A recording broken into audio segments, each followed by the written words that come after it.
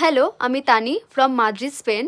তোমরা সবাই তো ভালোভাবেই জানো যে এখানে হেল্পিং হ্যান্ড বলতে কিছুই নেই, তাই সমস্ত কিছুই আমাদের নিজেদেরকে করতে হয়। সেটা এত বছরে আমাদের ভালোভাবেই অভিজ্ঞতা হয়ে গেছে। কিন্তু রিসেন্টলি আমরা বাড়ি শিফট করেছি, আর সেটা করতে গিয়ে আমাদের এক নতুন অভিজ্ঞতা হলো।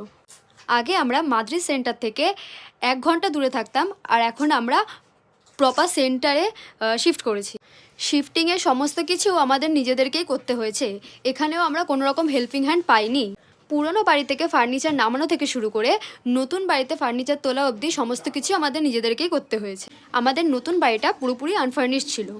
সবথেকে মজার ব্যাপার হলো, সোফা থেকে শুরু করে খাট, আমরা যা ফার্নিচার কিনেছি সব কিছু আমাদের নিজেদেরকে অ্যাসেম্বল করতে হয়েছে।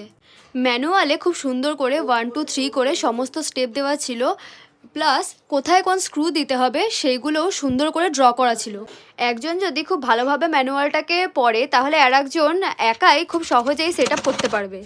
কিন্তু তার জন্য অবশ্যই বেসিক ইনস্ট্রুমেন্ট যেমন স্ক্রুড্রাইভার, ড্রিলার ইত্যাদি যেন থাকে। সেই ফার্নিচার সেট আপের ভিডিওটাই তোমাদের সাথে